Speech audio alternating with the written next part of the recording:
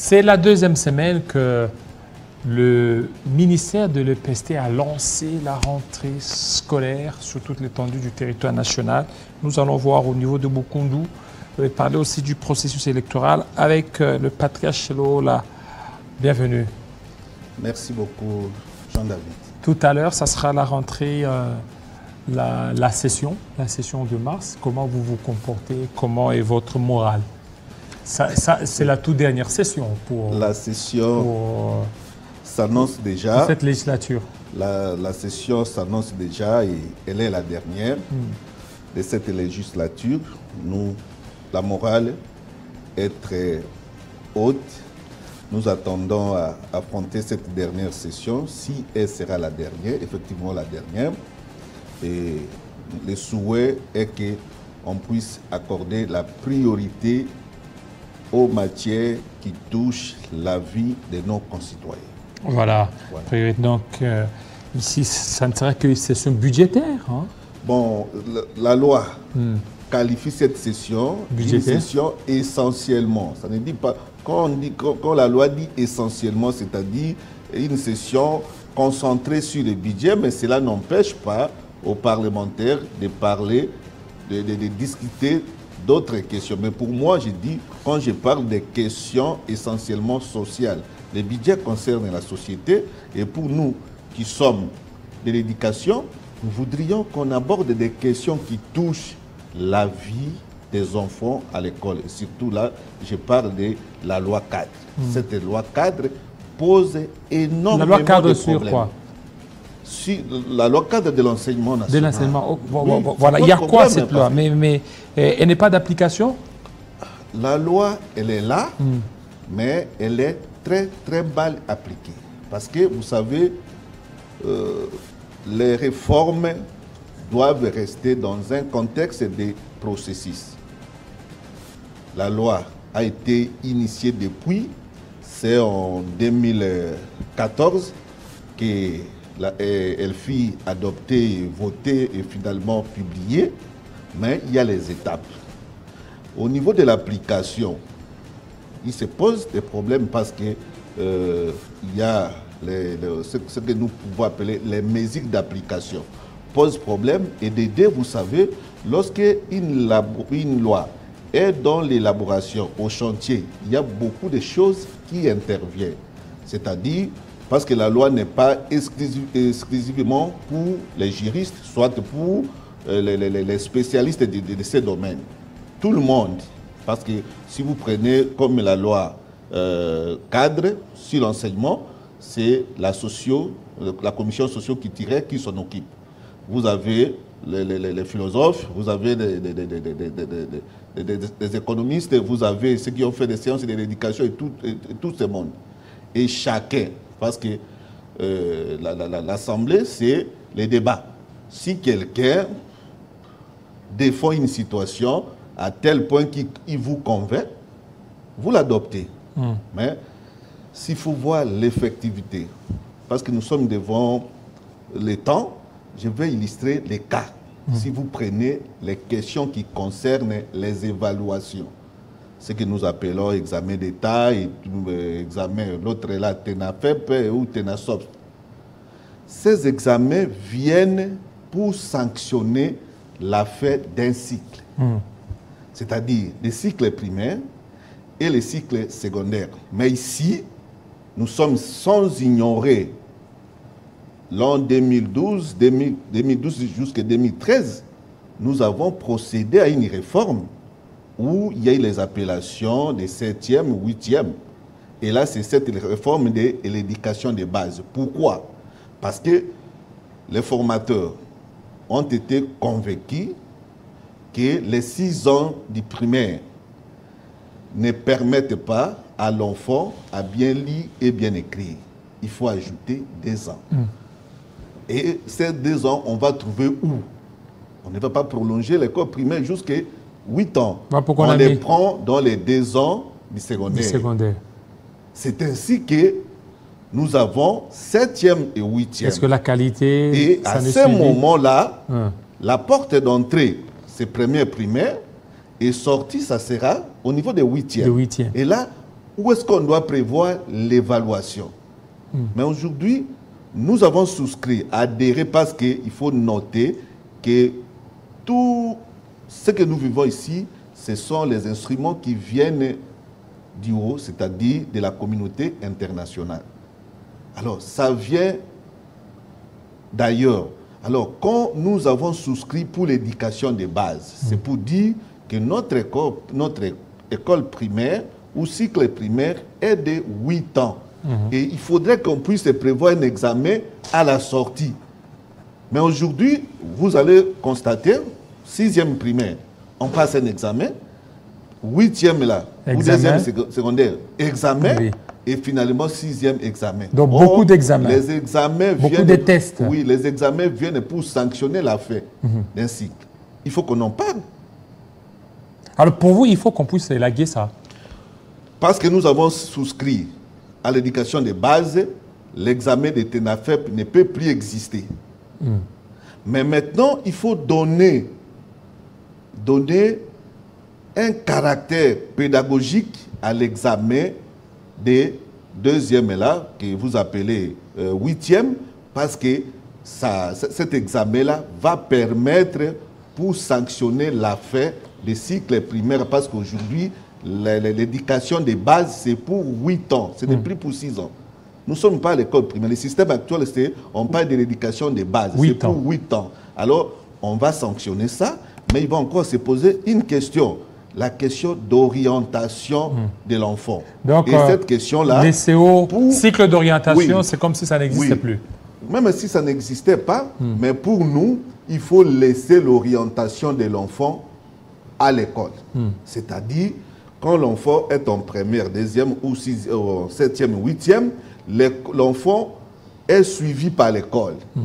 Il discute avec l'école et à ce moment, à l'issue des discussions, on peut demander à l'enfant de s'orienter soit à telle section ou telle section.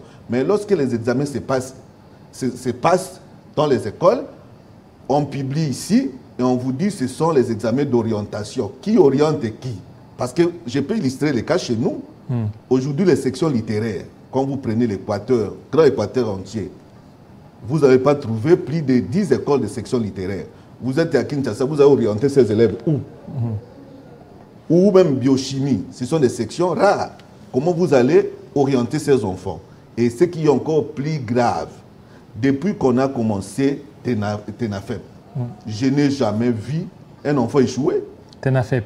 Je n'ai jamais vu un élève qui a repris parce qu'il a échoué au TENAFEP. À quoi sert cet examen? Vous voyez? Et donc pour vous, il faut qu'on puisse élaguer TENAFEP. Ces examens aujourd'hui pèsent encore sur la République. Si vous avez suivi, non, les inspecteurs réclament. Ils doivent réclamer. Ils réclament sur quoi? Les examens qui n'ont pas d'efficacité. Parce que depuis que ces enfants ont commencé à passer ces examens, on ne dit pas qu'ils doivent échouer. Mais il n'y a pas d'échec parce que ces examens se passent dans les conditions que nous connaissons. Ça, c'est un fait. Et un fait aussi pédagogique, c'est quoi? C'est que ces examens, même si vous prenez les examens d'État, vous avez suivi les scandales. Il y a les enseignants qui ont dénoncé. Et moi aussi, je soutiens ces enseignants. Je vous dis, les questionnaires. Il y a les questionnaires très mal formulés, très mal posés. Les questionnaires J'ai suivi de les enseignants de Kinshasa. À tous les niveaux, on pose très mal les questions. Parce que vous savez, c'est une science, toute une science pour poser des questions. Aujourd'hui, parce qu'il y a des couacs au niveau de l'inspection qui composent cet examen. Et la conséquence, c'est que vous avez suivi l'histoire de Bossangani et tout comme ça. Les enfants appliqués, ils n'ont pas obtenu. Et par ailleurs, c'est là où il n'y a pas d'enseignants, où nous avons les lauréats. Et c'est très c'est très problématique.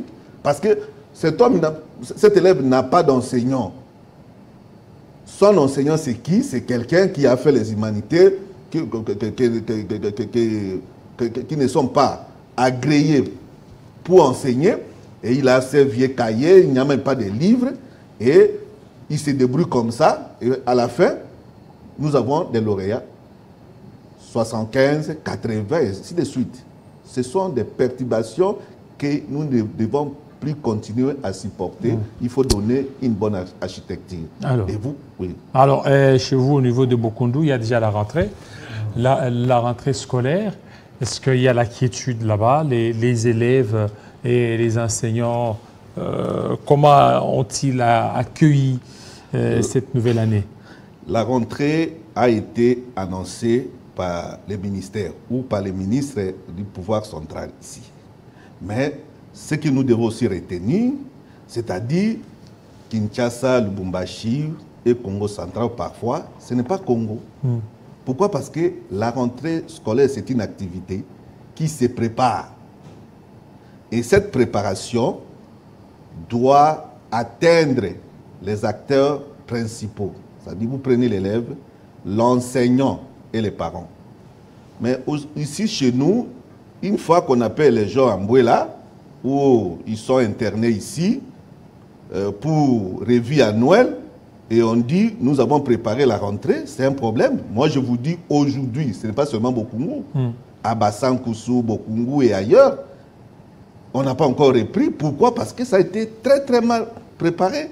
Comment vous pouvez penser, le gouvernement qui a déjà payé les mois d'août jusqu'alors, je vous dis, à Bokungu, ce n'est pas encore payé. Et pourquoi ça? Pourquoi? Parce que c'est un problème de débancarisation? Non, ce n'est pas la bancarisation. De... Ça, j'ai suivi même cette réponse des Caritas. Au niveau de la radio Top Congo. Les enseignants, aucun enseignant n'a demandé au gouvernement d'aller chercher les banquiers pour bancariser l'argent. C'est le gouvernement qui a pris la responsabilité auprès des banques et sa responsabilité ne doit pas s'évanouir en donnant l'argent aux banques. J'ai suivi pour dire non, le gouvernement s'est acquitté de sa tâche. Non, le gouvernement, sa tâche ne se limite pas seulement à prendre l'argent et donner à des banques. Les banques font la continuité du gouvernement. C'est au ministère des tutelles de suivre, avant que la rentrée ne commence, s'assurer que l'argent des 7e ou 8e mois sont déjà auprès des enseignants. Ça c'est dans leurs attributions. Mais quand quelqu'un, il se dédouane pour dire non, le gouvernement a déjà donné l'argent à la banque, et ce n'est pas notre problème, c'est le problème des enseignants, de nous les parents, des élèves. Non. Alors, nous, on n'a pas demandé aux gens de donner aux banquiers l'argent ou à ces banques. Quand on donne l'argent à la banque, il faut aller jusqu'au bout. Caritas, vous avez reçu l'argent. Maintenant, à quel niveau l'argent se trouve pour Bassankoussou ou pour Bokungu, parce que c'est autour des diocèses. Mais quand vous résumez ça, tout simplement parce que vous avez donné l'argent. Et maintenant, la rentrée scolaire patauge. Hein? Voilà, alors ça patauge la rentrée scolaire. Mais parlons maintenant du processus électoral. D'ici là, ça sera les élections générales. Déjà, la Commission électorale nationale indépendante a convoqué l'électorat pour la présidentielle. Il y a déjà même des candidats qui ont déposé leur candidature. Monsieur Patriarche Lola, vous êtes député national. Enfin, les élections, vous êtes prêts? Oui, je vais donner la réponse à cette question, mais que je puisse évacuer tout ce qui concerne la rentrée scolaire. Allez-y. Vous savez, nous, parce que nous sommes de l'intérieur, des provinces, et nous ne pouvons pas rester comme ça, embarqués, emportés par les gens de Kinshasa et Lubumbashi. Vous savez que ces élèves-là, aujourd'hui à Kinshasa, on peut prétendre dire qu'il y a la rentrée, mais nous savons comment les choses se passent ici. Mais ici à Kinshasa, vous avez les enseignants compétents qui, aux côtés de leur maison, il y a des bibliothèques où ils peuvent facilement rencontrer des livres là où ils sont, mais chez nous qui enseignent là-bas. Ce sont des gens qui ne sont pas qualifiés et c'est le gouvernement qui occasionne ça. Parce que chez nous, au Congo, l'enseignant, c'est celui qui sait lire et écrire. Or, l'enseignant, ce n'est pas dans les sens pédagogiques. Aujourd'hui, l'enseignant, nous parlons de l'enseignement-apprentissage. Au sens didactique, c'est une ingéniosité, je dirais une ingénierie. C'est-à-dire, un métier. Et pour accéder à un métier, il faut une initiation pour que vous puissiez acquérir les savoir-faire et en fait de les transmettre à d'autres personnes. Mais aujourd'hui, c'est tout le monde. Même comme vous êtes là, comme journaliste, vous êtes enseignant au Congo. Et nous sommes sacrifiés à toutes les instances. Vous verrez, l'inspecteur, au niveau de l'enseignement, il ne va pas égaler un inspecteur de DGI ou de vos gens de votre inspection, votre nouvelle inspection. IGF, alors qu'ils ont les mêmes rangs. Et par rapport au service que chacun doit rendre à la République, au monde, d'abord c'est enseignants, magistrats et les médecins. Ça, c'est ce que nous appelons les vocations. Alors qu'ici, ce sont des métiers. Alors qu'ici, c'est pas ainsi. C'est que c'est d'abord les politiques qui prennent le devant. Les politiques, ça, ce n'est pas les politiques. Quand moi, je vous parle de l'inspecteur de l'IGF, il est politique. Quand je vous parle de l'inspecteur de DGDA, votre histoire de DGI là, ils ne sont pas politiques. Ce sont les fonctionnaires de l'État. Mais pourquoi cette manque de considération à l'égard de ceux qui travaillent dans l'enseignement? C'est parce qu'on ne veut pas donner la chance à la République d'avancer. Vous avez posé la question concernant les élections. Moi, j'ai adhéré à un système, c'est-à-dire à l'Union sacrée, et que quand ils ont demandé que nous puissions aller aux élections, j'ai dit oui. Mais ici, comme acteur politique, je pars tout haut, ce n'est pas l'Union sacrée qui organise les élections, c'est la CENI. Je crois, j'étais avec vous ici, je vous avais dit que le temps trahit pour qu'il y ait les élections dans les conditions voulues par la Constitution. Mais aujourd'hui, comme la République n'a pas assez d'importance par rapport au poste que nous envions, donc ce qu'il faut, c'est trouver ces postes et rejeter la République. C'est pourquoi nous courons derrière les temps indiqués par la Constitution. Mais il y a beaucoup de problèmes. Beaucoup de problèmes. Les premiers cas, je vous avais parlé des cartes ici. Des cartes, oui, effectivement. Mais il y a maintenant des duplicata. Non, Jean-David, c'est faux. Je vous dis, aujourd'hui, là, la procédure d'obtention des duplicata ne va pas permettre aux Congolais, et surtout pour nous là-bas, nous, tout un territoire, un centre. Au départ, nous avions plus de 50 centres d'inscription. Vous ramenez ça à un centre, mais je vous dis, la qualité des cartes, de la carte que vous avez accordée aux concitoyens ne leur permettent pas de pouvoir se présenter soit devant les banques, soit pendant les jours du scrutin. Pourquoi? Parce que quand vous entrez dans le bureau de vote, la première des choses, on vous demande d'exhiber votre carte. Et quand vous allez présenter la carte, votre image ne correspond pas avec la photo qui est là. On va te chasser. Des deux, ceux qui sont là comme des ascenseurs, ils doivent prendre les numéros. Les numéros, c'est effacé. Il n'y aura pas, donc il y aura des scandales. Et les duplicata qui sont donnés? Il y a les duplicata, c'est que la qualité, on a changé la qualité. Je vous dis que c'est impossible que tous les Congolais, tout Congolais qui a besoin de cartes puisse en avoir pendant la période des duplicata.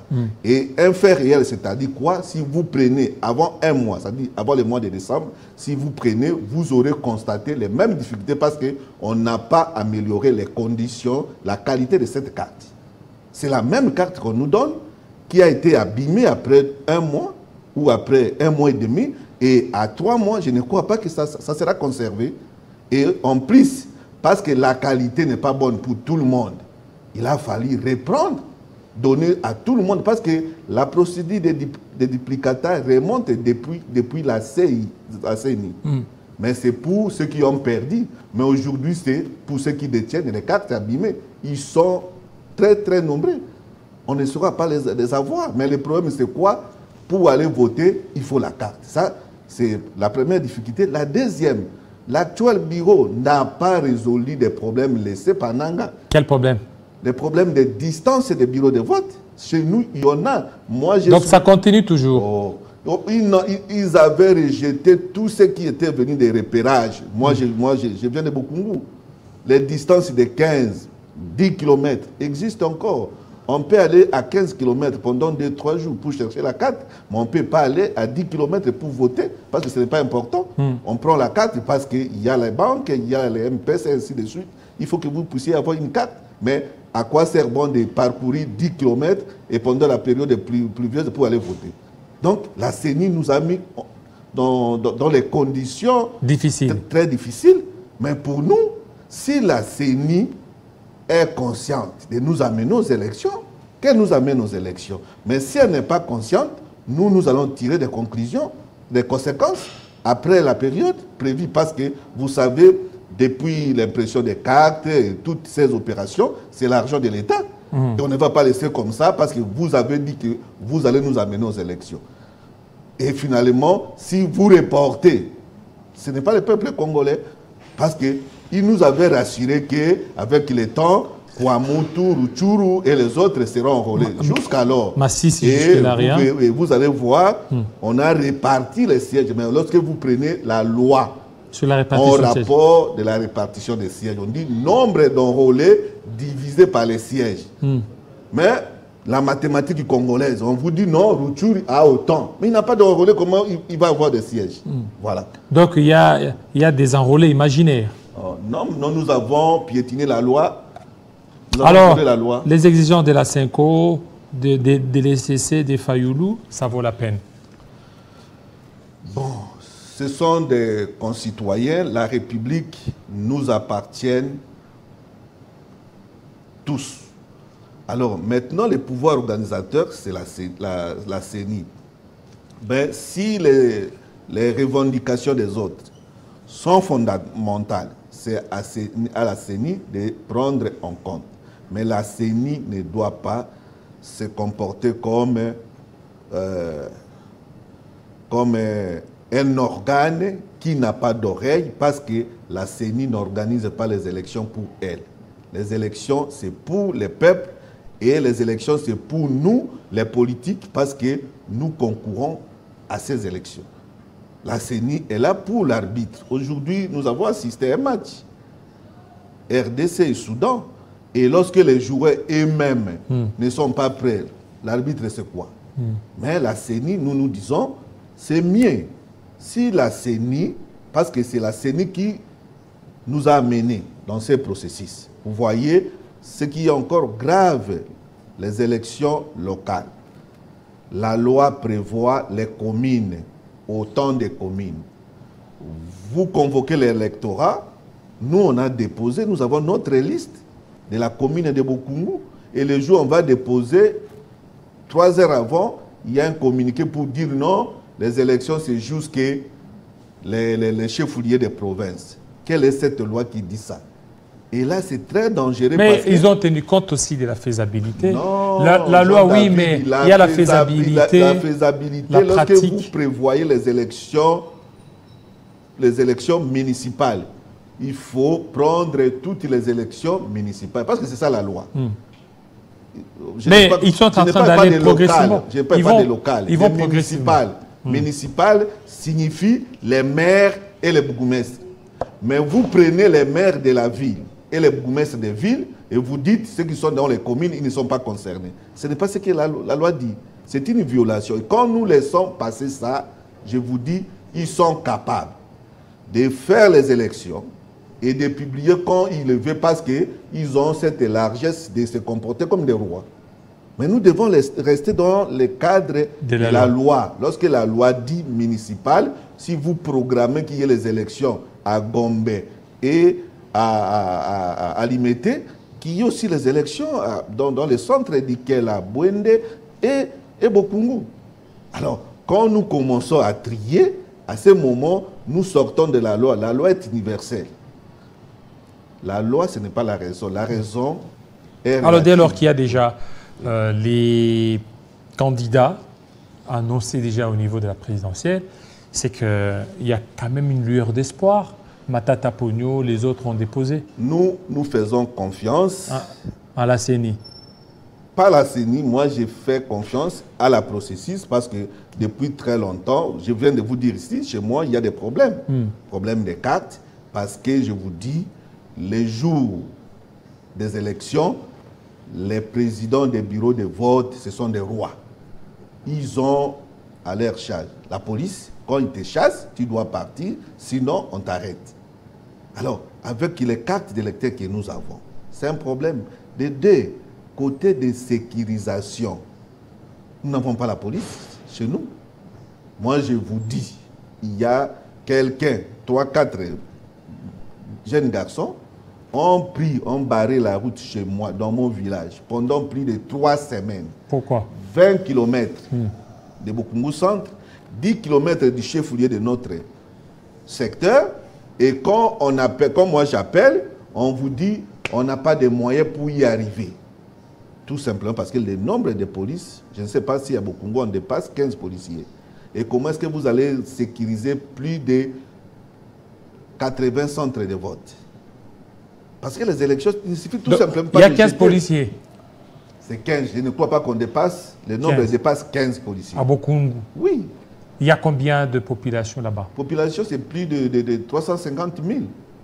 350 000. Oui, c'est ça. Voilà, merci beaucoup, Patriarche Lola. Je pense que vos préoccupations sont entendues et ça sera fait très prochainement. Oui, nous sommes très sereins pour les élections. Et ici, je me permets de dire un mot en lingala pour que je sois bien écouté par ceux qui me suivent de Bokungu. Toza kolengela élection eza pona mboka na biso Bokungu eza mibale misatu te. Toza ko makambo eza koya mabe na bato oyo basi bakoli me bamizongisi lokola bana mike na songi na kosenga na nini. Toza papa moko mama moko baoyo nzambe akosala ke babima bako représenter mboka bao pe bako tikala vie ko continuer discours ya kokabola mboka makambo ya mobulu na mboka wana mutu moko ba jeune ba papa ba mama to adhérer na yango te tozala na bolingo parti politique na biso d'abord kombo nango Bokungu o nyonso ba appellation wana boeza ba nzela toza kozwa po tokutana tosengi kimia na mboka toza kobunda toza na mutu na gouvernement excellence Guy Lwando biso pe toza na assemblée biso pe toza kobunda muke na bomoko même soki toza parti politique moko te wane kokabola biso te mais toza mboka o ke tosenge toza na unité pour que bandeko baza zinga na biso bato sa biso pe lobby mboka na biso e ya munene tolengela ba élection soki senya ko organiser ba élection soki pe ko organiser te mboka pe ko changer et ko changer te alors to kokende liboso. Voilà, merci beaucoup, Patriarche Lola, surtout de votre passage. Nous allons recevoir une autre invitée tout de suite. Le monde change. Les temps paraissent incertains. Ce que l'on entend est souvent différent de ce que l'on voit. Alors, nous recherchons la vérité. Quand on rencontre qu'une partie de l'histoire, nous perdons confiance. À temps des crises, nos rêves, nos espoirs et nos souhaits d'un avenir meilleur dépendent d'une presse libre. Sur Télé 50, nous vous importons les nouvelles que les gens prennent les risques de voir. Nous connectons le monde et l'unissons à la vérité. Télé 50,